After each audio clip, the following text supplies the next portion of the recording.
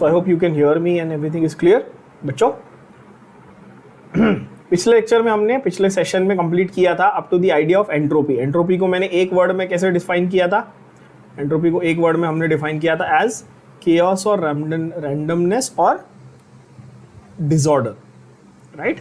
हमने ये भी क्लियरली बोला था कि स्पॉन्टेनिटी ऑफ अ प्रोसेस यानी कि प्रोसेस अपने आप फॉरवर्ड जा सकता है या नहीं, या अपने आप प्रोसेस हो सकता है या नहीं, केमिकल प्रोसेस हो सकता है या नहीं, ये उसकी स्पॉन्टेनिटी होती है। स्पॉन्टेनिटी कैसे डिफाइन होती है? बहुत ही सिंपल बात है, जब ओवरऑल एंट्रोपी इंक्रीज हो रही है, बढ़ रही है, यानी ग्रेटर देन जीरो है, तो प्रोसेस कैसा है? स्पॉन्टेनियस है। ये लास्ट चीज मार्क की थी आप सबने पिछले लेक्चर में, याद होगा सबको, ये रिवाइज कर लो एक बार। जब delta S greater than zero है तो क्या है? स्पॉन्टेनियस। लेस देन जीरो है तो क्या है? Non spontaneous. और इक्वल टू जीरो है तो सिस्टम कैसा है? इक्विलिब्रियम पे। यहां तक सब बच्चों को क्लियर है? I hope so. एंट्रोपी का चेंज पॉजिटिव, नेगेटिव और जीरो। पॉजिटिव है तो स्पॉन्टेनियस, नेगेटिव है तो non spontaneous, easy way to remember, और जीरो है तो इक्विलिब्रियम। अच्छा, नेक्स्ट जो कॉन्सेप्ट है वो है गिब्स एनर्जी।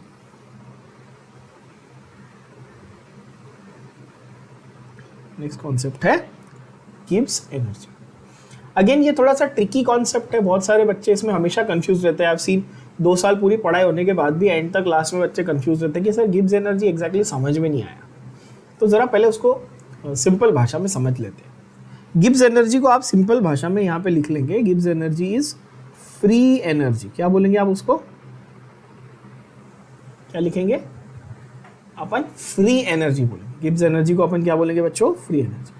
अच्छा, इसका मतलब क्या है कि सिस्टम के पास कुछ एक ऐसी अमाउंट ऑफ एनर्जी बची हुई है विच, ध्यान से सुनना सेंटेंस को, विच व्हेन रिक्वायर्ड, सिस्टम के पास कुछ ऐसी एनर्जी है विच when required can be converted into useful work. आप सिस्टम हो, आपके पास कुछ अमाउंट ऑफ एनर्जी ऐसी स्टोर करके, जमा करके रखी हुई है या बची हुई है, जब जरूरत पड़ेगी तब आप उसको वर्क में कन्वर्ट करोगे। वैसी एनर्जी को आप क्या बोलते हो? गिब्स एनर्जी बोलते हो। समझ में आई बात? ठीक है,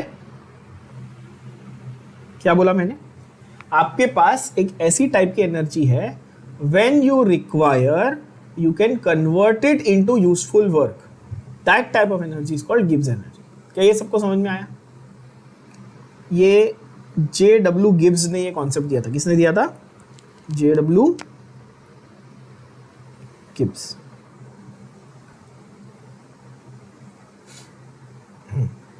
ये जो गिब्स एनर्जी है, इसका फॉर्मूला क्या है?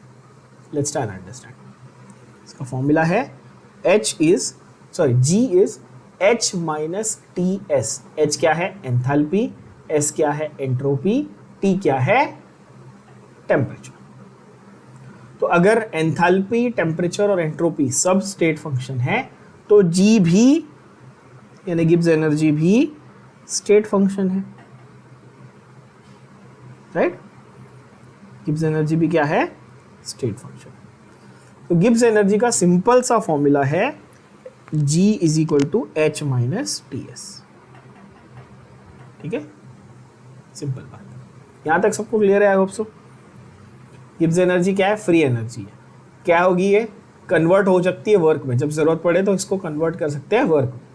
ठीक है, ये स्टेट फंक्शन होती है। इसका फॉर्मूला क्या है? H minus TS। तो ऑब्वियसली अगर मैं चेंज इन गिब्स एनर्जी बोलूंगा तो आप क्या बोलोगे? सोचो।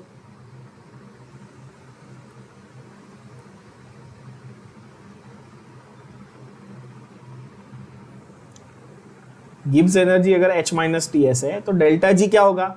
Delta H minus T delta S eight constant temperature. इसलिए मैंने डेल्टा T नहीं लिखा। क्यों? क्योंकि चेंज इन टेम्परेचर नहीं करना है, एक फिक्स टेम्परेचर पे काम करना है। समझ में आई बात? At constant temperature.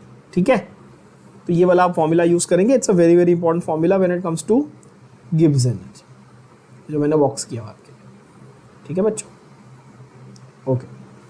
अब ये गिब्स एनर्जी को आप स्पॉन्टेनिटी से आप ये करो, रिलेट करो। ध्यान से देखो, तो relation between delta G and delta S, इसके ऊपर आपको ऐसे क्यों आता है कई बार, छोटा सा 2 मार्क का आपको ऐसे क्यों आता है, describe the relationship between delta G and delta S. Delta S क्या था, एंट्रोपी, डेल्टा जी क्या है, चेंज इन गिब्स एनर्जी। बात समझ रहे हो?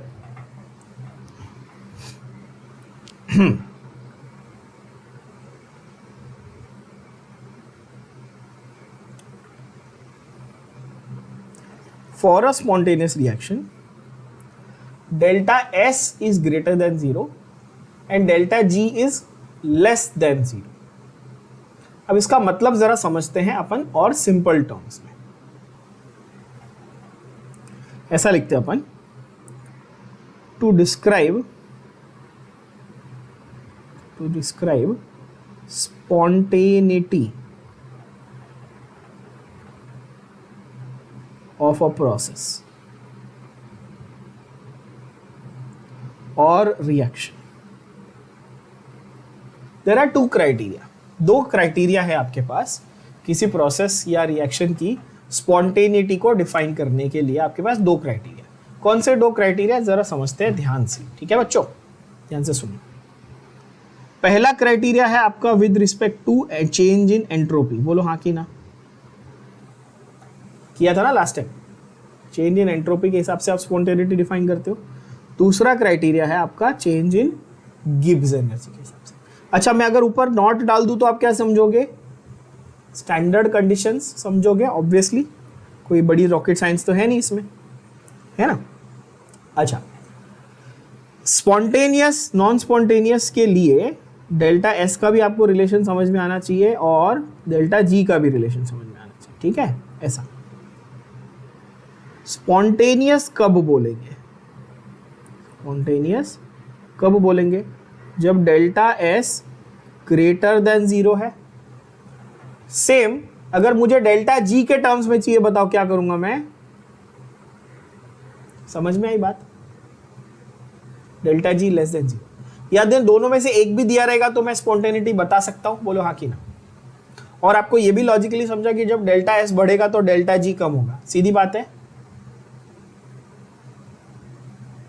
यस अब इसको आप, ये तो हो गया मैथमेटिकल एक्सप्रेशन के हिसाब से।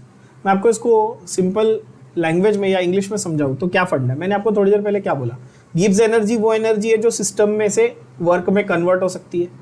सही बोल रहा हूँ।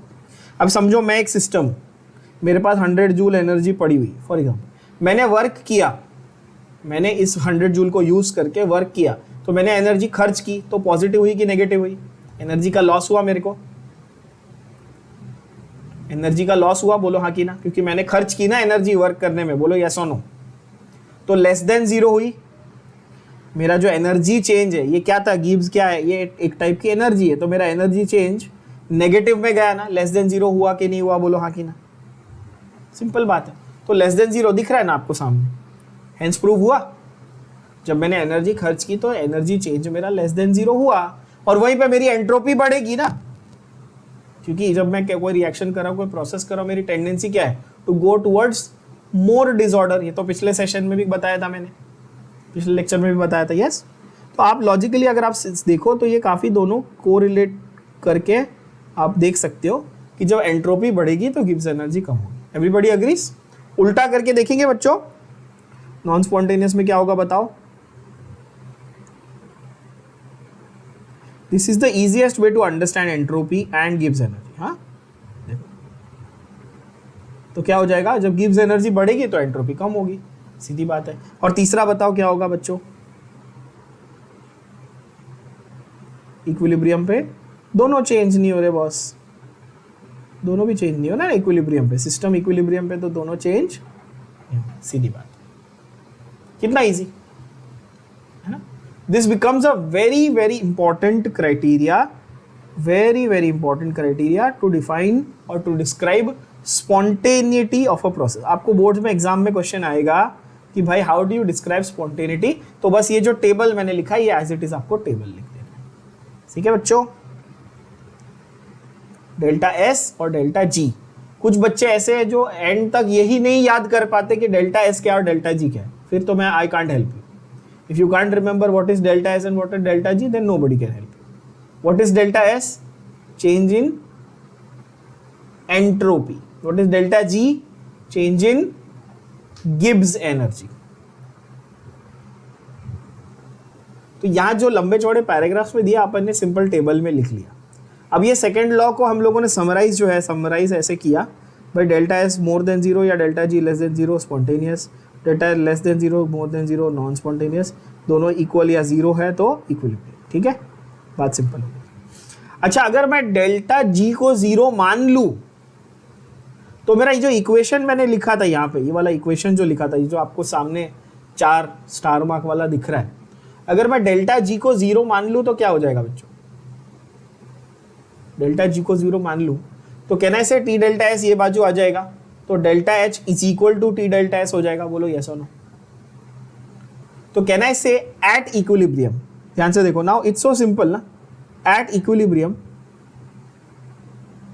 क्यों बोलो? अगर डेल्टा जी को मैंने जीरो मान लिया तो ये ऐसा हो गया ना बेटा, तो delta T delta S is equal to delta H हुआ. बोलो हाँ या ना. तो टेम्परेचर क्या हुआ? Delta H upon delta S. Yes और नो? ये कौन सा टेम्परेचर है? ये इक्विलिब्रियम टेम्परेचर है. कौन सा टेम्परेचर है ये? हेडिंग में लिखा हुआ है, देखो हेडिंग में देख सकते हो आप, इक्विलिब्रियम टेम्परेचर. इसका मतलब क्या कि यहां पर, इसका मतलब ध्यान से सुनना, इसका मतलब ये कि T is the temperature at which the process will go from spontaneous to non-spontaneous. Suppose T की वैल्यू मेरे को 400 केल्विन आती है फॉर एग्जाम्पल. T की वैल्यू क्या आती है? 400 केल्विन फॉर एग्जाम्पल. तो आई विल से अच्छा 400 केल्विन इक्विलिब्रियम टेम्परेचर है. 400 केल्विन क्या है? इक्विलिब्रियम टेम्परेचर है. और यही टेम्परेचर है जहां पे स्विच होगा. 400 के ये बाजू स्पॉन्टेनियस हो जाएगा, ये बाजू नॉन स्पॉन्टेनियस हो जाएगा. समझ में आया? प्रोसेस इस टेम्परेचर पे स्पॉन्टेनियस है, इसके ऊपर स्पॉन्टेनियस रहेगा, इसके ऊपर नहीं रहेगा. फॉर एग्जांपल मैं आपको ऐसा बोलूं कि भाई 0 डिग्री सेल्सियस पे आइस मेल्ट होता है, बरोबर है? 0 पे आइस मेल्ट होता है. एनीथिंग अबाउ 0 पे स्पॉन्टेनियस ही रहेगा, एनीथिंग बिलो 0 पे नॉन स्पॉन्टेनियस ही रहेगा. मेल्ट होगा क्या एनीथिंग बिलो 0 पे? नहीं ना. तो आइस के लिए इक्विलिब्रियम टेम्परेचर क्या हुआ मेरे प्यारे गधे बच्चों? 0 डिग्री सेल्सियस. सही बात है ना? केल्विन में बोलूं तो 273.15 केल्विन है ना. ऐसे समझ में आ रही बात आपको? तो इसका कहने का मतलब ये कि भाई हर चीज के लिए एक आपका इक्विलिब्रियम टेम्परेचर डिफाइंड रहेगा. उसके ये बाजू स्पॉन्टेनियस, ये बाजू नॉन स्पॉन्टेनियस, ऐसा आप खेलते रहोगे, है कि नहीं? तो आपको एक process, if you want to find out whether this process at a given temperature will be spontaneous or non-spontaneous, तब आप ये इक्वेशन यूज करो. इसमें assumption क्या था कि भाई इक्विलिब्रियम है, इक्विलिब्रियम है तो डेल्टा जी जीरो है, तो इसलिए ये इक्वेशन बना. ये नया इक्वेशन है क्या? नहीं भाई, ये गिब्स एनर्जी के डेफिनेशन से ही निकाला है. ठीक है बच्चों, क्लियर बात? नेक्स्ट जो है ये काफी इंटरेस्टिंग चीज है, इक्विलिब्रियम कांस्टेंट से गिब्स एनर्जी को कैसे कोरिलेट करना है. तो पहले इसके लिए हमको बेसिक आइडिया होना चाहिए कि इक्विलिब्रियम कांस्टेंट क्या होता है. किसी भी केमिकल रिएक्शन का equilibrium constant what is it? It is product concentration upon reactant concentration, है ना. जो इक्विलिब्रियम है, ठीक है, किसी रिएक्शन का, उसको हम लोग क्या बोलते हैं? Basically product concentration upon reactant concentration. ठीक है, ट्राई एंड अंडरस्टैंड दिस. पहले इक्वेशन आपको इक्विलिब्रियम क्या होता है ये समझाता हूं, then I will come back to this. यहां पर थोड़ा समझो, केमिकल इक्विलिब्रियम और आयनिक इक्विलिब्रियम का चैप्टर, इसमें हम लोग पढ़ेंगे ये. बट एक बेसिक आइडिया ले लो. सपोज एक केमिकल रिएक्शन हो रहा है जहां पर AA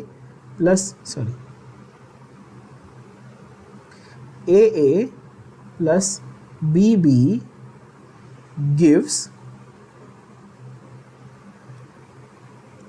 CC प्लस DD है.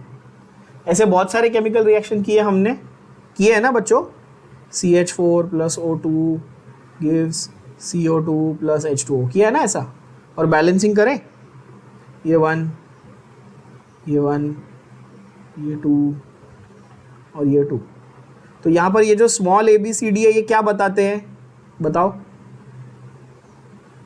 ये स्टोइशियोमेट्रिक कोएफिशिएंट बताते हैं। और ये कैपिटल ABCD क्या बताते हैं? ये रिएक्टेंट्स और प्रोडक्ट्स बताते हैं। ये क्लियर हुआ सभी बच्चों को? बहुत सिंपल तरीके से समझा रहा हूँ, छोटे बच्चों की तरह, ठीक है? ये केमिकल रिएक्शन। इस केमिकल रिएक्शन का जो इक्विलिब्रियम कांस्टेंट आपको लिखना है, नेचुरल लॉग, ln क्या होता है? Natural log. अगर मैं लॉग लिखता तो मुझे किससे मल्टीप्लाई करना पड़ता बताओ? 2.303। पता है ना सबको ये? इसमें तो कोई इशू नहीं है किसी को। Natural log of Q, natural log of Q क्या है? Log of products upon reactants, ठीक है? क्या है बच्चों? अभी आपके प्रोडक्ट्स क्या थे? C और D, है ना? रिएक्टेंट क्या थे? A और B। समझ में आ रही बात सबको? C raise to C, D raise to D, A raise to A, B raise to B। जो स्टोइशियोमेट्रिक कोएफिशिएंट है वो क्या बन जाते हैं? पावर बन जाते हैं। ये सिंप्लीफाइड वर्जन, ठीक है? इसको हम लोग बोलते हैं equilibrium constant of a given reaction. Reaction जब इक्विलिब्रियम पे पहुंचा तो उसको इस तरह डिफाइन किया जाता है। क्या ये बात सबको समझ में आई? आप सबसे सिंपल तरीके से कैसे याद रखेंगे? Product concentration upon reactant concentration, ये वाला, ठीक है? इतना याद रखेंगे, चलेगा सबको?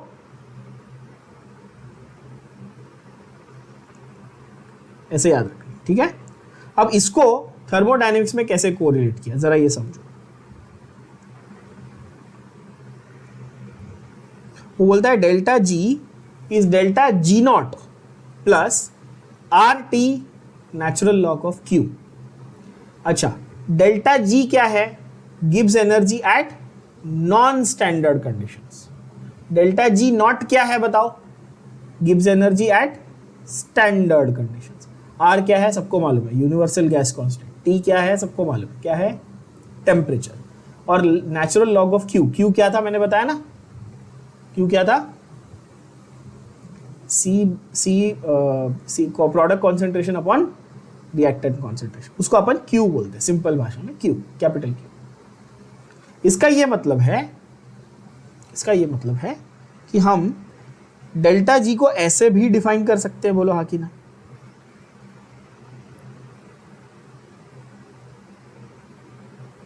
यानी कि delta G not plus RT natural log of Q, natural log of Q। अभी वो P क्यों लिखा है? At a given pressure. हाँ, अच्छा, अगर गैसेज रहेगी तो कॉन्सेंट्रेशन की जगह हम लोग क्या लेते हैं? प्रेशर लेते हैं। ये वाले पैराग्राफ में आपको ज्यादा माथापच्ची नहीं करनी है, क्योंकि ये इक्विलिब्रियम वाले चैप्टर से रिलेटेड है, थर्मोडायनेमिक्स से उतना रिलेटेड नहीं है। इसके ऊपर क्वेश्चन वैसे नहीं आते आपको ज्यादा। ये सिर्फ बेसिक आप एक इक्वेशन मार्क करके रखना बच्चों कि डेल्टा G यानी कि गिव्स एनर्जी को आप कैसे कैलकुलेट करोगे? Gives energy at standard conditions plus RT natural log of Q। Q क्या था? Product concentration upon reactant concentration, ठीक है?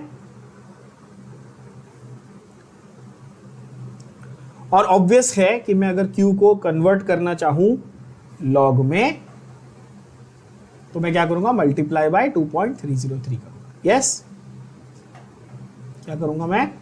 मल्टीप्लाई बाय 2.303, है ना? तो फाइनल इक्वेशन आपका निकलेगा, अगर आप कन्वर्ट करोगे, delta G not will be minus 2.303 RT log to the base 10। कहां से आया log टू द बेस 10?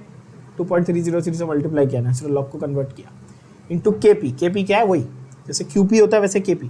अब अगेन यहाँ पर do not get confuse between Q and K। Equilibrium के कांस्टेंट की दो अलग अलग टर्म्स होती है, Q एंड K।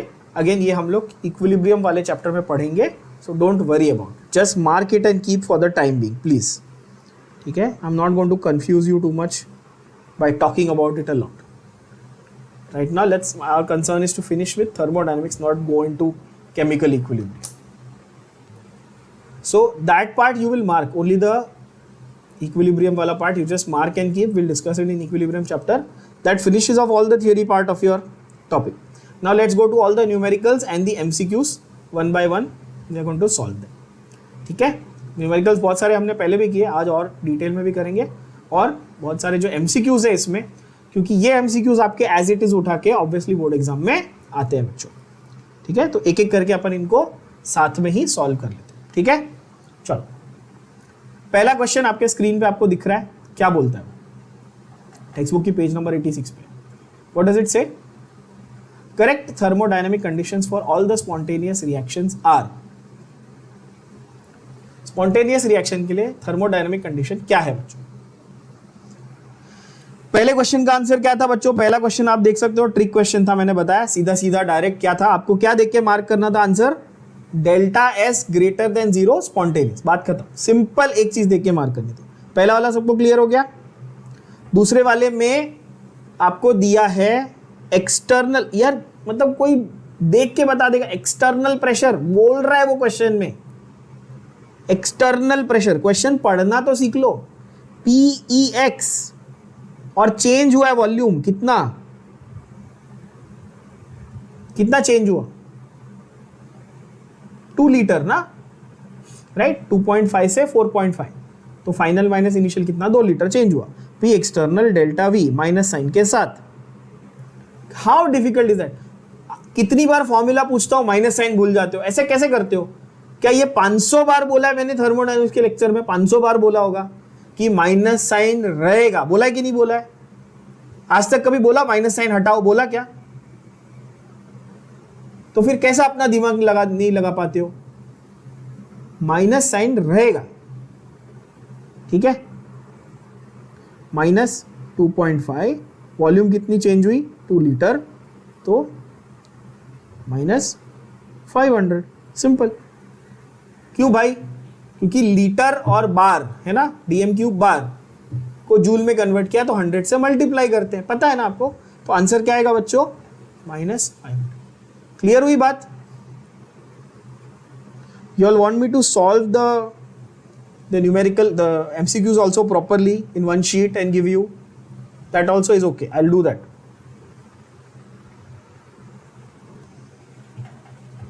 Then देखो next क्या था बच्चों? आपका है next, in which of the following entropy of the system is decreasing, कम हो रहा है, एंट्रोपी कम हो रहा है। बहुत सिंपल है, मैंने क्या सिखाया था आप लोगों को? सॉलिड, लिक्विड और गैस में एंट्रोपी किस में ज्यादा? गैस में, है ना। हाँ, लिक्विड जब सॉलिड बनता है तो एंट्रोपी कम हो रही है, रैंडमनेस कम हो रही है। कैसे? क्योंकि लिक्विड से सॉलिड बन रहा है। सिंपल लॉजिक, बोलो हाँ की ना? कोई रटने की बात है नहीं, है ना। अच्छा, बाकी सब ऑप्शंस को भी एक बार समझ लें।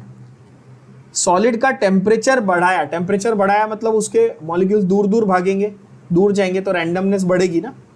तो यहां तो क्या हो रहा है? एंट्रोपी बढ़ रही है, बरोबर है बच्चों? तो ये रॉन्ग है। अच्छा, H2 gas becoming, molecule split होके एटम बन गया, रैंडमनेस बढ़ी, बोलो हाँ की ना? लॉजिकल है, तो ये भी सही है। और यहां पर एक चीज स्प्लिट होके 3 चीज बन गई, तो ऑब्वियसली रैंडमनेस बढ़ी ना यार। और सॉलिड से देखो गैस बना ना, तो वापिस से यहाँ पे क्या हुआ? एंट्रोपी बढ़ गई। क्लियर बात है बच्चों? कितना सिंपल है। तो आंसर क्या है? Option A. आई होप ये सबके भेजे में जा रहा है। Yes, enthalpy of formation for all elements, ध्यान से सुनना, enthalpy of formation for all elements. हम लोग एंथैल्पी ऑफ फॉर्मेशन किसके लिए काउंट करते हैं? कंपाउंड्स के लिए। डिफाइन ही कैसे किया था एंथैल्पी ऑफ फॉर्मेशन? हाँ, तो for elements it will be 0, for elements it will be 0। कितना इजी, सिंपल, ठीक है। बहुत स्ट्रेट फॉरवर्ड क्वेश्चन है। ये मैं आपको राइटिंग में दे सकता हूँ, इसमें से आपके क्वेश्चन आने वाले बोर्ड्स में, राइटिंग में दे सकता हूँ। ये नहीं करके जाओगे तो आप बेवकूफ़ी कर रहे हो, फिर मेरे को मत बोलना। इसमें से आएंगे क्वेश्चन, एज इट इज आएंगे, गारंटी है, ठीक है। इसमें से कौन सा रिएक्शन एक्सोथर्मिक है? विच of the following reaction is exothermic? Exothermic मतलब हीट लॉस्ट या heat gained? Heat lost, obviously delta H negative होता है ना। कौन से केस में हीट लूज होगी आप सोचो? सी, ऑब्वियसली 2 एटम लेके मॉलिक्यूल बनाना है तो एक्सोथर्मिक। हमेशा formation of a molecule is exothermic. यहाँ पर बाकी आप देखोगे तो इस मॉलिक्यूल को ब्रेक कर रहा है तो आपको एनर्जी सप्लाई करनी पड़ेगी। मॉलिक्यूल को ब्रेक करना है तो एनर्जी सप्लाई करनी पड़ेगी, तो ये कैसा हुआ? पॉजिटिव हुआ, तो ये एंडोथर्मिक हुआ, बोलो हाँ कि ना। यहाँ पर सॉलिड से गैस करना है तो आपको एनर्जी सप्लाई करनी पड़ेगी, तो एंडोथर्मिक हुआ। पर यहाँ पर दो एटम का एक मॉलिक्यूल बन रहा है तो एक्सोथर्मिक, समझा। और यहाँ पर सॉलिड से लिक्विड वापस एनर्जी देनी पड़ेगी, तो ऑब्वियसली एक ही ऑप्शन है जहाँ पर आपका एक्सोथर्मिक बन रहा है, that is option C. Clear हुआ सबको ये? Yes. Next question, question 6। 6.24 gram of ethanol. What is ethanol बच्चों? इथेनॉल इज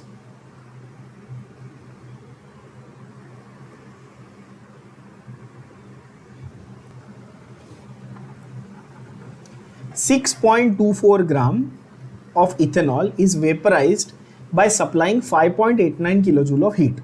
ठीक है, और enthalpy of vaporization of ethanol will be how much? बहुत इजी। इथेनॉल का फॉर्मूला क्या है बच्चों? C2H5OH। वेपराइजेशन के लिए मैंने आपको ये चीजें ना ऐसे भर भर के याद करवाई थी, लिखवाई भी थी। 1 मोल 1 मोल 1 मोल, याद है? हर चीज कैसे डिफाइंड होती है? पर मोल। यस। इथेनॉल का 1 मोल कितना ग्राम होता है बताओ? काउंट करो।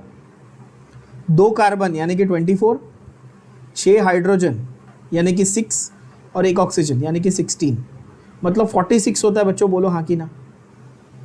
अग्रीड है ना?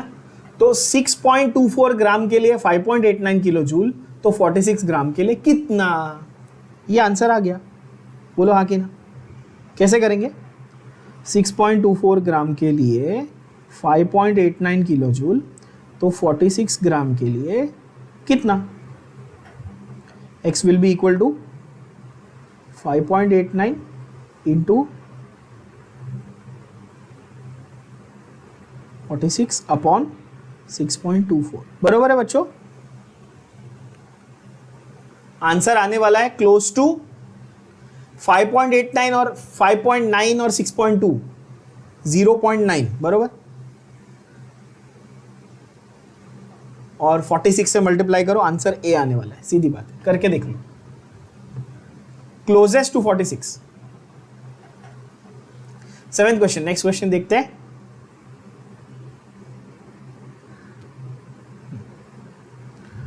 Enthalpy of formation of methanol. Formation मतलब क्या ढूंढना है? फॉर्मेशन सुनते ही क्या सोचना है? किससे बना? फॉर्मेशन मतलब किससे बना? एलिमेंट्स से बना, हाँ कि ना? एलिमेंट से बना, है ना? अच्छा, उसने एंथैल्पी दिया आपको, क्या दिया? एंथैल्पी मतलब डेल्टा एच दिया है। यस बच्चों, डेल्टा एच दिया है, दैट इज -238.9। ये दिया ना आपको, -238.9, है ना? और वो बोल रहा है entropy change of the surroundings will be. Entropy change of the surroundings will be. Now here standard enthalpy बोला उसने। स्टैंडर्ड मतलब स्टैंडर्ड स्टेट में, यहाँ पर स्टैंडर्ड स्टेट में। अभी मिथेनॉल लिक्विड स्टेट में होता है रूम टेम्परेचर पे। क्वेश्चन में यहाँ पे दिया नहीं, क्वेश्चन थोड़ा इनकम्प्लीट है। यहाँ पर आप 25 डिग्री सेल्सियस मेंशन कर दो, और नहीं भी मेंशन किया है तो आपको समझ लेना है रूम टेम्परेचर की बात हो रही है। पूछो क्यों? क्योंकि मिथेनॉल की स्टैंडर्ड स्टेट अगर मैं बात कर रहा हूँ तो लिक्विड होती है रूम टेम्परेचर। बताइए आपको, methyl alcohol is liquid, right? Formula क्या था? अभी किया ना थोड़ी देर पहले। फॉर्मूला क्या था? फॉर्मूला बच्चों, delta H is equal to T delta S. बोलो हाँ कि ना, है ना? ओके, फॉर्मूला अप्लाई करो, आंसर आ जाएगा। क्या आएगा आंसर? चेक करो। तो आपको क्या चाहिए? डेल्टा एस चाहिए, ठीक है? डेल्टा एस क्या आएगा बच्चों? डेल्टा एच अपॉन टी, है ना? कितना दिया डेल्टा एच? -238.9 और अपॉन 298, और ये इंटू 10⁻³ है, बरोबर? इंटू 10⁻³। कैलकुलेट करो क्या आंसर आता है। 0.8017। अब यहां पर थोड़ा सा ध्यान देके समझ के बात समझना, ठीक है? साइन का इसमें गड़बड़ करते बहुत सारे बच्चे, साइन का गड़बड़ करते। अभी उसने पूछा है एंट्रोपी चेंज ऑफ सराउंडिंग्स, क्या है? एंट्रोपी चेंज ऑफ सराउंडिंग्स पूछा है। सिस्टम का अगर नेगेटिव है, सिस्टम का अगर नेगेटिव है तो सराउंडिंग का क्या होगा? पॉजिटिव। ठीक है, सिस्टम का नेगेटिव है। अब ये जो फॉर्मूला है, ध्यान से देखो, अब ये जो फॉर्मूला आपने मार्क किया, I take you back to that formula. जो अभी किसी ने पूछा भी था ना मुझे कि ये जो है ये सिस्टम का है, बरोबर है? ये जो डेल्टा एस है बच्चों, ये वाला जो डेल्टा एस, ये किसका है? सिस्टम का है ना। तो सिस्टम का अगर सपोज मैं बोलूं कि सिस्टम की एंट्रोपी कम हुई तो सराउंडिंग की इक्वली बढ़ी। लॉजिकल बात बोल रहा हूं, है ना? तो बस वैसे आपको सोचना है यहां पर भी। देखो एंट्रोपी चेंज जो है सराउंडिंग का, तो आपको ये वैल्यू नेगेटिव में आ रही है, पर क्वेश्चन ट्रिक किया उसने आपको। क्वेश्चन में वो पूछ रहा है सराउंडिंग्स का, तो आंसर आएगा पॉजिटिव 801.7। क्लियर हुई बात? इंपॉर्टेंट है ना, काफी इंपॉर्टेंट, ध्यान से सुनना और समझना। ठीक है, आंसर है बी, नॉट ए। जबकि वैल्यू दोनों में सेम है, बट साइन देखना ध्यान से, साइन चेंज है ना बच्चों। आई होप ये सबको क्लियर हुआ। काफी अच्छा question. Okay, then you have which of the following are not state functions? Heat plus work, only heat, only work, H minus T S. Simple है। कौन से स्टेट, कौन से पाथ फंक्शन है बेसिकली? वर्क तो पाथ फंक्शन है, हमको मालूम है। हीट तो पाथ फंक्शन है, हमको मालूम है। What about heat plus work? What is heat plus work? Trick question. What is heat plus work? Delta U, first law याद करो, delta U is equal to Q plus W था ना। और internal energy क्या होती है? State function होती है। तो आंसर है 2 और 3, यानी कि ऑप्शन बॉम्बे। चेक करो ध्यान से, इसमें भी बहुत सारे बच्चे गलती करके आएंगे, तो आपको गलती नहीं करनी है। ठीक है बच्चों, आंसर क्या है? बी, यानी कि 2 और 3। Is that clear? First law of thermodynamics से आया है ना, सिंपल बात। अच्छा, वेपराइजेशन ऑफ वाटर, ध्यान से देखना। डेल्टा एच वेपराइजेशन जब हो रहा है, यानी कि लिक्विड टू गैस हो रहा है, delta H is 40.63 kilo joule per mole. अब इस केस में एंट्रोपी का चेंज है 108.8 joule per kelvin per mole. At what temperature is delta G equal to 0? मैंने बताया था इक्विलिब्रियम टेम्परेचर, अभी बताया था थोड़ी देर पहले। इक्विलिब्रियम टेम्परेचर कैसे ढूंढेंगे बच्चों? याद करो जरा।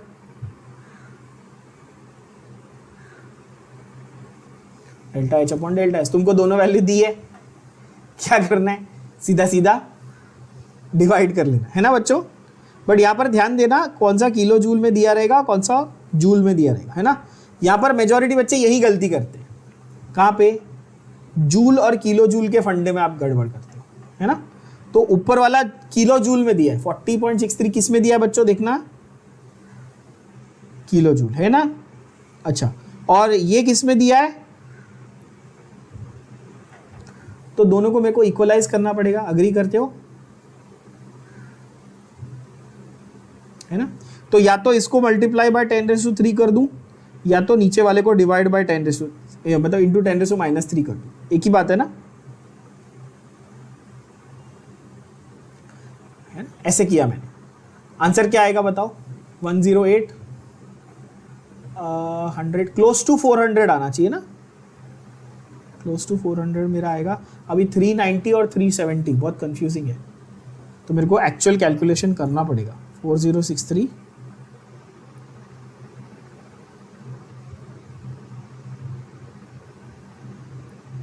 4064 कर लेता हूँ मैं, डिवाइड बाय 108। हाँ, 8 8 जा 64,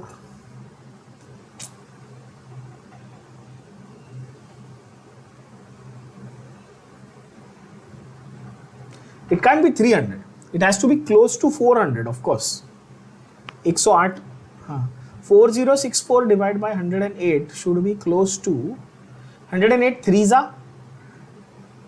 324 104 108 4 जा 400 and no, I'm making some mistake in the calculation, I guess.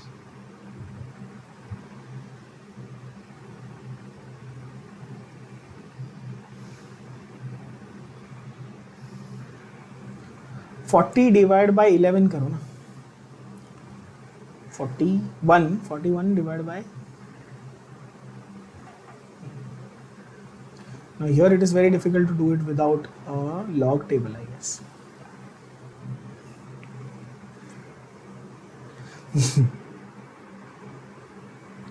$406.3 108.8 ठीक है, मैं डेसिमल निकाल देता हूँ just to simplify things for myself, और ये 10⁻² कर दिया। समझा मैंने क्या किया, एक 10 लिया वहां से। अब करो कैलकुलेशन, 108 का 4 टाइम्स तो नहीं जाएगा,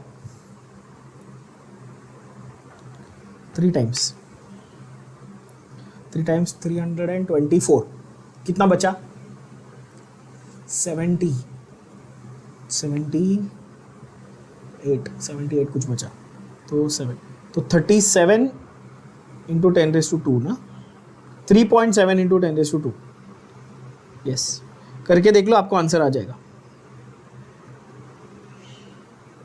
एग्जैक्ट कैलकुलेशन आ जाएगा 3.7 समथिंग इंटू 10⁻², यानी कि 373, that is your closest possible answer. जिन लोगों को नहीं समझा देखो मैंने क्या किया, 406/108 किया, 108 को 3 टाइम्स करोगे तो 324 होता है, तो बचा फिर 72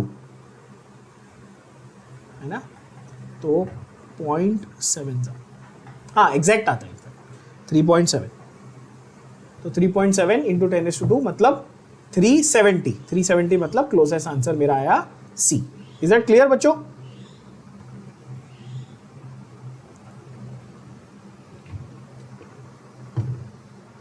ओके चलो नेक्स्ट देखिए, लास्ट है बॉन्ड एंथैल्पी। वर्ड आ गया, मैंने बहुत बार बोला है, इसमें नहीं आया मार खाओगे।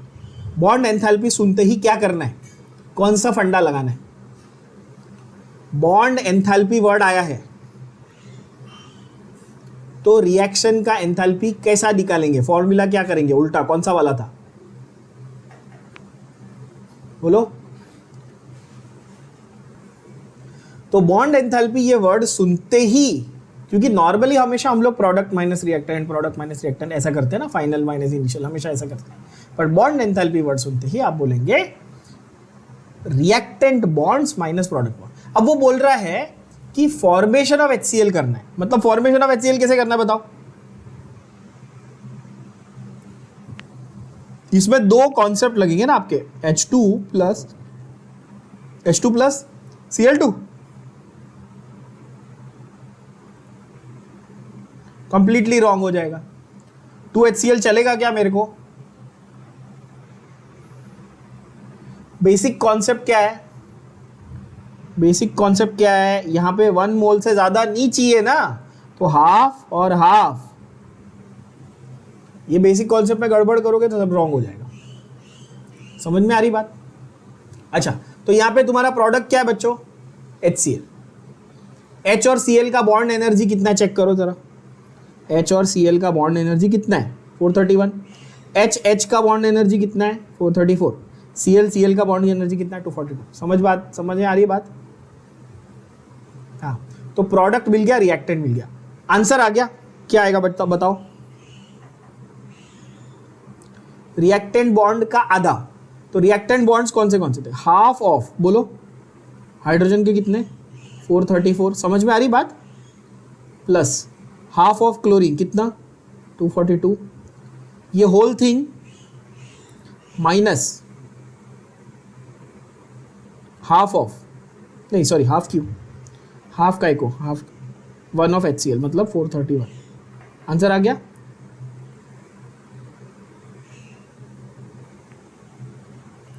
कैलकुलेट करो 434 का आधा कितना हुआ 217, 242 का आधा कितना हुआ 121 माइनस 431 करके देखो -93 आएगा आंसर। आंसर आएगा -93 और फॉर्मेशन हमेशा नेगेटिव होती है। ठीक है बच्चों, फॉर्मेशन हमेशा क्या होती है, नेगेटिव होती है। क्या ये बात क्लियर है सबको? ठीक है, तो सारे हमने एमसीक्यूज किए ढंग से, ध्यान से। सारे एमसीक्यूज आप एक फेयर शीट पे प्रॉपरली सॉल्व कर, आप अपने जब नोट्स बनाएंगे इस चैप्टर के तो आप एक फेयर शीट पे सारे एमसीक्यूज को ढंग से पूरा सॉल्व करेंगे और आपकी बोर्ड्स के लिए जब आप पढ़ रहे हो तो प्रैक्टिस करें। ऑब्वियसली जब महाराष्ट्र बोर्ड वाले क्वेश्चन बैंक रिलीज करेंगे तो एक्स्ट्रा क्वेश्चंस भी मैं आपको कराऊंगा, बट ये आपके मेजर जो चंक है आपका बोर्ड्स में इसमें से आने वाला है, इतना आप मान के चलो। अब जरा कुछ और अच्छे क्वेश्चंस भी हम लोग सॉल्व करेंगे न्यूमेरिकल्स वाले, जो हमने अनसॉल्व वाले नहीं किए थे। जैसे कि चलो देखते हैं,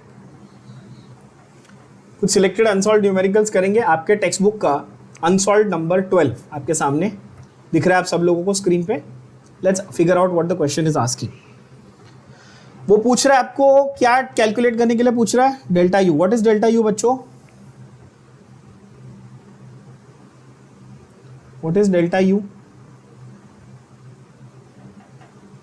इंटरनल एनर्जी चेंज, करेक्ट है ना। And they have given you a chemical reaction, they have given you a chemical reaction that is ethene plus HCl gives ethyl chloride. उसका डेल्टा H आपको दिया हुआ है, डेल्टा H ये रहा, ठीक है, ये रहा। और वो बोल रहा है कितना पीवी वर्क हुआ है, कितना प्रेशर वॉल्यूम वर्क हुआ है। तो how you going to calculate the pressure volume work also and what you say delta U also. Very easy question.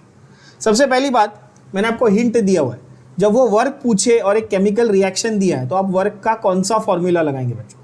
W = P delta V लगाएंगे, W मैक्स लगाएंगे कि delta nRT लगाएंगे? तीन option है आपके पास, डेल्टा nRT। क्यों? क्योंकि chemical reaction दिया हुआ है। अब इतना अगर आप बेसिक नहीं समझ पा रहे हो, अभी तक आपके दिमाग में नहीं जा रहा है, तो आप पढ़ाई छोड़ दो। ठीक है, बहुत बार हर लेक्चर में क्लियर किया है, वर्क के 3 फॉर्मूले हैं, सामने क्वेश्चन में क्या दिया है, केमिकल रिएक्शन दिया है। अच्छा, तो आप डेल्टा nRT वाला फॉर्मूला लगाएंगे। रिवर्सिबल वर्ड दिया होता तो आप W मैक्स लगाते, कुछ नहीं दिया है, सिर्फ एक्सटर्नल दिया है, तो आप W = P डेल्टा V लगाते। क्या ये बात एकदम क्लियर है? यस है ना। अच्छा, W के साथ में माइनस साइन फॉर्मूला में रहेगा कि नहीं रहेगा ये भी बता दो। ऑब्वियसली रहेगा, है ना, उसमें भी कोई कंफ्यूजन नहीं है किसी बच्चे को, और होनी भी नहीं चाहिए, है ना। चलो अब फटाफट सॉल्व करेंगे। गिवन क्या दिया है मुझे, एक केमिकल इक्वेशन दिया है C2H4 which is a gas plus HCl which is also a gaseous state में, और C2H5Cl भी गैसियस स्टेट में।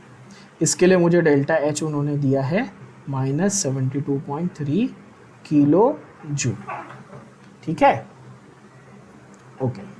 अब वो बोल रहा है वर्क डन ढूंढो, और टेम्परेचर उसने मेरे को दिया हुआ है 298 केल्विन। ठीक है, टेम्परेचर कितना दिया है 298 केल्विन। क्या मेरे लिए टेम्परेचर रेलेवेंट है वैसे यहां पर?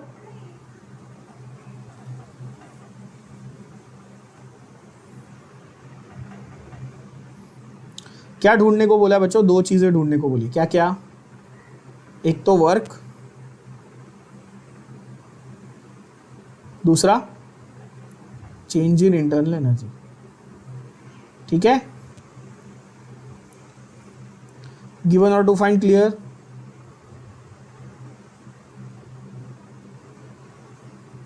Solution W = minus delta NG, मतलब G बोले तो सिर्फ गैशियस चीजें कंसिडर करनी है कि नहीं। अब ये इक्वेशन उसने मेरे को दिया हुआ है, तो इस इक्वेशन के हिसाब से क्या आप लोग मुझे डेल्टा N बता सकते हैं? कितने मॉलिक्यूल है प्रोडक्ट के बच्चों? एक। रिएक्टेंट के कितने हैं गैसियस मॉलिक्यूल? एक इथीन का, एक HCl का। मतलब 1 माइनस 2 यानी कि -1 है, बोलो हाँ कि ना। क्लियर? तो देयरफॉर W कितना हो गया बताओ? आप बोलेंगे माइनस ऑफ -1 इंटू 8.314, ऐसा करेंगे ना आप, क्योंकि माइनस साइन तो फॉर्मूला में था। फिर -1 इंटू 8.314 इंटू टी कितना है 298। टेम्परेचर की जरूरत पड़ी ना मेरे को, ऑफ कोर्स, तो चल पड़ेगी, NRT फॉर्मूला है। माइनस माइनस कैंसिल है ना। 8.314 इंटू 298 करो, कितना आता है? 2.4, कितना आता है एग्जैक्टली? 2.48 ही आता है। ठीक है, जिनको इसमें कैलकुलेशन में गड़बड़ है या कंफ्यूजन है, ऐसे कर लो ना, ये 8 और इसको 300 मान लूँ मैं, 298 को 300 मान लूँ, तो 24, 8 3 24, 2400 मेरा आता है। समझ रहे हो बात को? रफली, ठीक है। एग्जैक्ट कैलकुलेशन करोगे तो 2.48 किलो जूल आपका वर्क आ जाएगा। प्लस की माइनस बच्चों? प्लस। अपने आप आया ना, मेरे को मॉडिफिकेशन करना पड़ा कुछ नहीं, अपने आप करेक्ट आंसर आएगा, ज़्यादा दिमाग नहीं लगाने का। माइनस साइन फॉर्मूला में रहेगा, अपने आप आपका करेक्ट आंसर आएगा, प्लस में आएगा। ठीक है, ओके ना? तो आंसर ये तो आ गया आपका वर्क डन का। ठीक है, अब इंटरनल एनर्जी कैसे निकालोगे बताओ? सेकेंड लॉ क्या था थर्मोडायनेमिक्स का? फॉर्मूला क्या था? Delta H is equal to delta U plus W। तो डेल्टा U क्या था बेटा?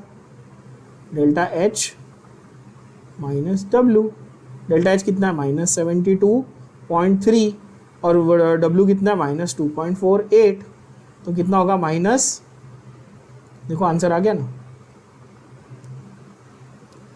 एक मिनट, मैंने कुछ गड़बड़ की। -72 माइनस,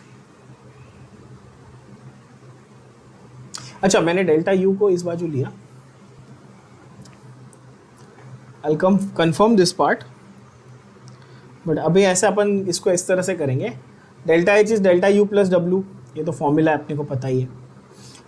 W इज -NGRT, अभी किया। W की जगह -NGRT सब्सटीट्यूट करो,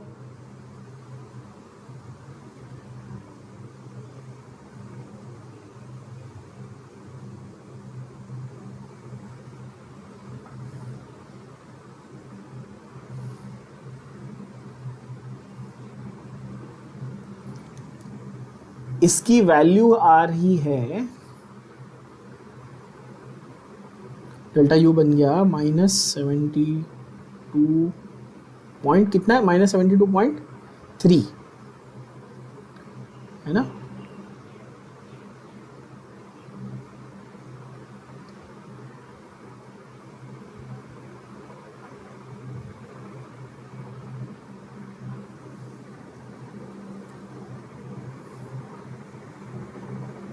ये वो बाजू जाएगा प्लस 2.48। डेल्टा NGRT का वैल्यू तो अपने को पता ही है ना, 2.48 आया ना। तो 72.3 माइनस 2.48 कितना आ रहा है बच्चों?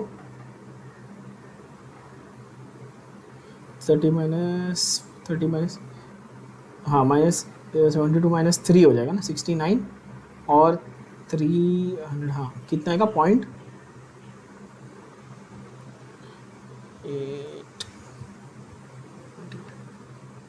69.8 नेगेटिव में kilo, that will be the change in internal energy.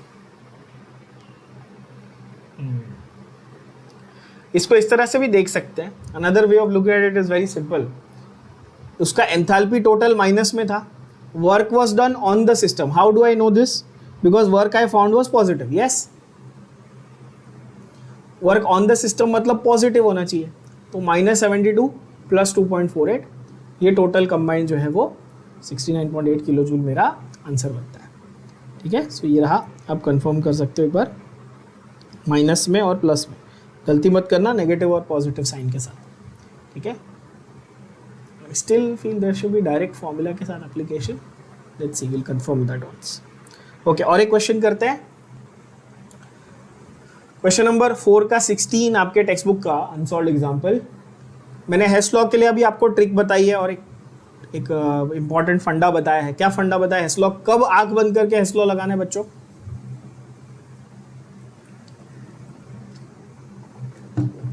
When there are, पहली बात तो मल्टीपल केमिकल रिएक्शंस दिया रहेगा, क्लैरिटी के साथ अपने दिमाग में रखो। ये मल्टीपल केमिकल रिएक्शन, क्या यहाँ पे मल्टीपल केमिकल रिएक्शन दिए? हाँ, और किसी एक चीज का फॉर्मेशन या कंबशन या एक रिएक्शन पूछा होगा, जैसे यहाँ पर फॉर्मेशन ऑफ CH3OH पूछा है, 3 रिएक्शन दिए, मतलब हाउ इजी इट गेट्स, है ना। क्या क्या 3 रिएक्शन दिए हुए पहले उनको लिख लो गिवन। थोड़ा मैंने आपको ये बताया था लास्ट टाइम भी कि हेस लॉ के क्वेश्चन लिखने में थोड़े बड़े होते हैं, but they are very rewarding because they are very easy. कोई लॉग नहीं, कुछ नहीं, प्लस माइनस का गेम है। चलो फटाफट लिखेंगे given. Just see from the book and right because I can't see from the scrolling, बहुत लंबा है।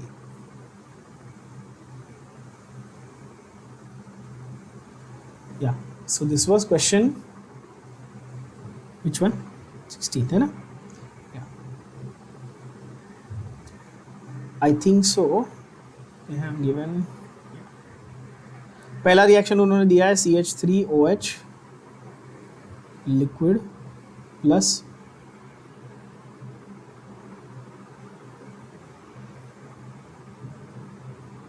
ऑब्वियसली क्या बनेगा? CO2 प्लस H2O, है ना? कितना?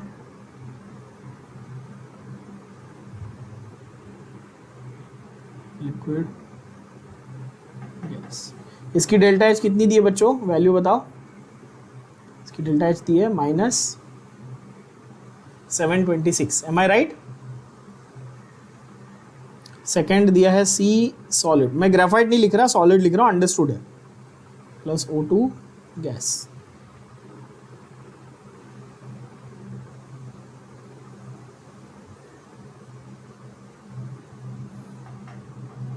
Plus O2 gas giving CO2 gas off course.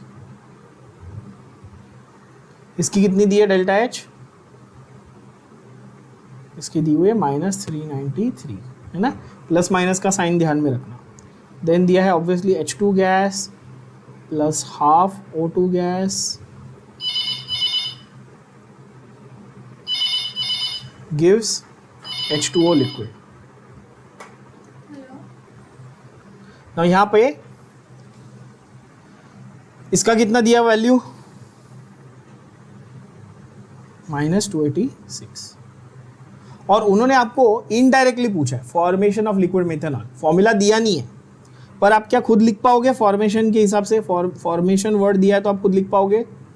Formation मतलब किससे बनना चाहिए? फॉर्मेशन का मतलब किससे बनना चाहिए? एलिमेंट से। और कितना मोल बनना चाहिए? मतलब राइट साइड पे फिक्स है कि 1 मोल ही चाहिए मुझे, उससे ज़्यादा नहीं हो सकता लिक्विड स्टेट में। क्वेश्चन को पढ़ो, वो बोल रहा है क्लियरली लिक्विड स्टेट। देखो लिक्विड स्टैंडर्ड है ना बॉस। अच्छा, तो CH3OH बनाना है तो क्या मैं बोलूँ? C प्लस टोटल हाइड्रोजन कितने हैं गिनो? मिथेनॉल में टोटल हाइड्रोजन कितने हैं? 4, मतलब 2H2 प्लस हाफ O2। बोलो हाँ कि ना? Carbon solid. ये इक्वेशन मुझे फाइनली चाहिए, इसका डेल्टा एच ढूंढने का। समझे कि नहीं समझे बच्चों? सिंपल बात है। डेल्टा एच ढूंढना है कि डेल्टा एच नॉट ढूंढना है? क्वेश्चन को ध्यान से पढ़ो, इसमें भी मार्क्स जाते हैं। डेल्टा एच नॉट, स्टैंडर्ड बोला है, वर्ड लिया है उन लोग ने स्टैंडर्ड, तो डेल्टा एच नॉट ढूंढना। ठीक है, चलो काफी इजी। इसका मतलब सॉल्यूशन। अभी मैंने आप लोगों को हेस लॉ में क्या सिखाया था कि हेस लॉ में आप क्या करेंगे? आप देखेंगे लेफ्ट और राइट साइड को ध्यान से। क्या करेंगे आप? लेफ्ट और राइट साइड को ध्यान से देखेंगे। कार्बन मुझे यहाँ पर लेफ्ट साइड पे चाहिए, यहाँ पे लेफ्ट साइड पे दिया है, बरोबर है? कुछ चेंज करने की जरूरत है? बोलो हाँ कि ना? सेम साइड है, ठीक है, सेम नंबर है, एक कार्बन, कोई चेंज नहीं। ओके, यहाँ पर मेरे को 2 हाइड्रोजन चाहिए, यहाँ पे एक ही दिया है, तो क्या करना पड़ेगा, multiply the whole equation by 2, सीधी बात। Left side same number double चाहिए तो मल्टीप्लाई करेंगे बाय 2, कितना ईजी है। अच्छा, ऑक्सीजन मेरे को इधर हाफ चाहिए, और यहाँ पर अगर मैं ये देखूंगा ऐड करूंगा तो बहुत ज़्यादा ऑक्सीजन हो रहे हैं, 3/2 यानी 1.5 + 1 2.5 + हाफ, टोटल 3 हो रहे हैं, लेकिन मेरे को तो 2.5 ही चाहिए, मतलब ऑक्सीजन कैंसिल आउट होना चाहिए। बात समझ में आ रही है आपको? और एट द सेम टाइम मुझे राइट साइड पे CO2 कहीं नहीं चाहिए, मुझे CO2 नहीं चाहिए, पर मुझे राइट साइड पे मिथाइल अल्कोहल चाहिए, तो can I say I have to reverse equation 1? बोलो हाँ की, I have to reverse equation 1। Do I have to multiply equation 1 by something? मेरे को एक मिथेनॉल राइट साइड पे चाहिए, मेरे पास एक मिथेनॉल ऊपर था, तो मल्टीप्लाई कुछ नहीं करना है, मतलब फर्स्ट इक्वेशन को रिवर्स करना है, सेकेंड को एज इट इज रखना है, और थर्ड को 2 से मल्टीप्लाई करना है। क्या ये बात सबके दिमाग में गई? बस एज इट इज आंसर आ गया। चलो जल्दी जल्दी लिखेंगे, आप लोगों को थोड़ा रिपीट करके लिखना पड़ेगा, मेरे पास कॉपी पेस्ट का ऑप्शन है।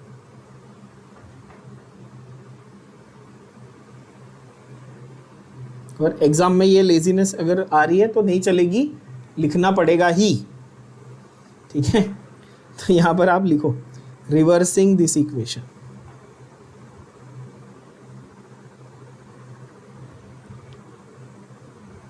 रिवर्सिंग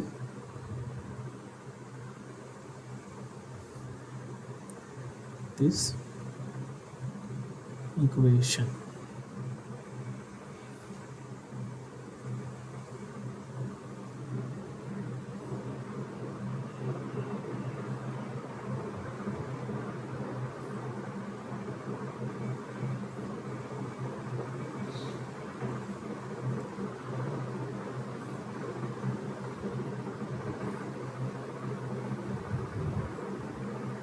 क्या ये मिल गया? अभी डेल्टा एच कितना लिखूं बच्चों? रिवर्स किया है तो +726, बरोबर लिख रहा हूँ? कोई किसी को समझ में कोई गलती है, कुछ समझ में आ रहा है नहीं है, दिक्कत है तो पूछ लो। इसको मैं क्या बोलूँगा? इक्वेशन नंबर 1 बोलूँगा, ठीक है। इसको मैं क्या बोलूँगा? Now this is my new equation 1, ठीक है। अच्छा, सेकेंड वाला तो एज इट इज था, सेकेंड वाले में कोई चेंज करना है मेरे को?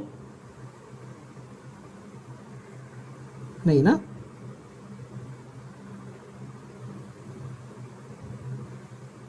चेंज नहीं करना है ना? तो ये हो गया मेरा equation number 2। So far clear with everybody? कोई टेंशन, किसी को कोई डाउट?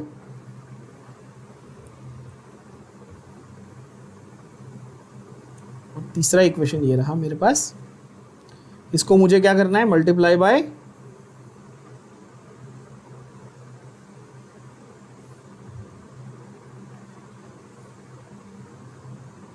Multiply by 2। तो यहाँ पे मैं लिखूंगा मल्टीप्लाइंग अबाउ इक्वेशन बाय 2।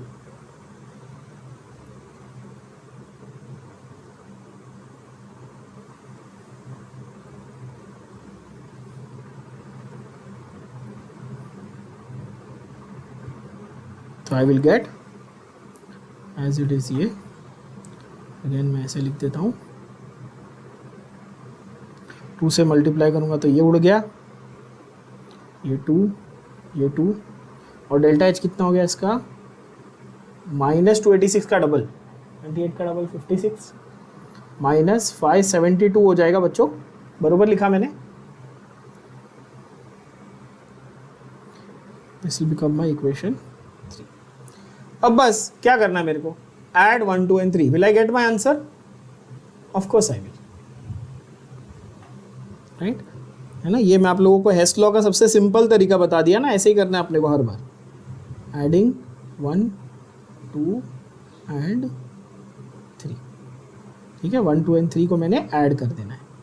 वापस से मैं लिखता हूँ, थोड़ा सा जैसा मैं बार बार कहता हूँ ना कि थोड़ी मेहनत है हेस्ट लॉ को लिखने में, और जितनी बार आप रिपीट करके लिखते हो उतनी बार मिस्टेक्स को अवॉइड करना है, ध्यान से देखना है, ठीक है। ये मेरा 1 है,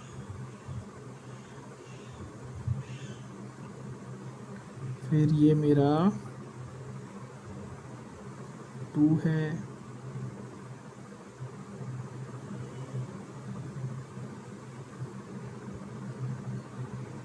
और ये मेरा 3 है। बहुत केयरफुली आपको मिस्टेक्स को अवॉइड करते हुए इस चीज़ को रिपीट करके ढंग से प्रेजेंट करना, अच्छे से प्रेजेंट करना बच्चों आपके एग्जाम के लिए, इस तरह से। चलो क्या करेंगे, कैंसिल आउट जो कैंसिल हो रहा है, जैसे कि 2H2O और 2H2O ऑपोजिट साइड्स कैंसिल, ठीक है।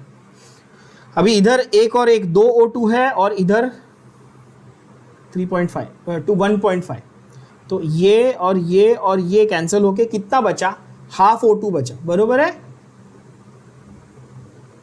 ना? ओके। और क्या कैंसिल होगा, कार्बन डाइऑक्साइड गैस और कार्बन डाइऑक्साइड गैस कैंसिल होगा, तो हाफ O2 बचा, तो मैं पहले लिख देता हूं, मैं हाफ O2 बच गया,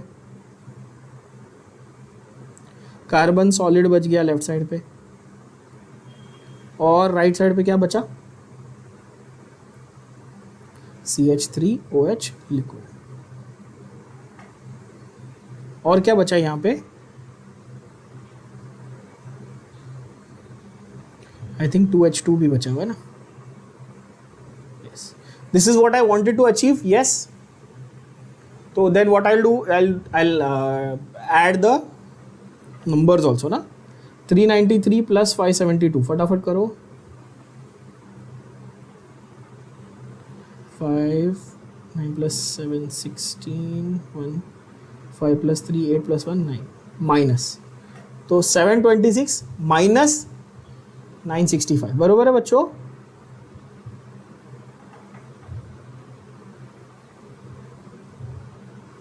ऐसा कर दूं, 15 माइनस 6 9, 4 माइनस 2 2 1, 129 आता आंसर। नहीं तो मैंने क्या मिस्टेक की कैलकुलेशन में। 390 500 5 6 1 5 6 1 8, okay, 965 minus 15 minus 6 is 9, okay, 5 minus 2 is 3 of course, and 9 2, yes, so answer will be minus of 239। इसका डेल्टा एच कितना आता है, minus of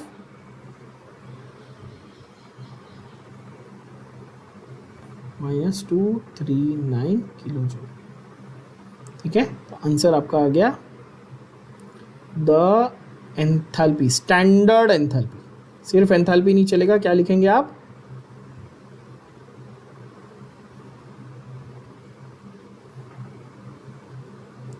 standard enthalpy of formation of methanol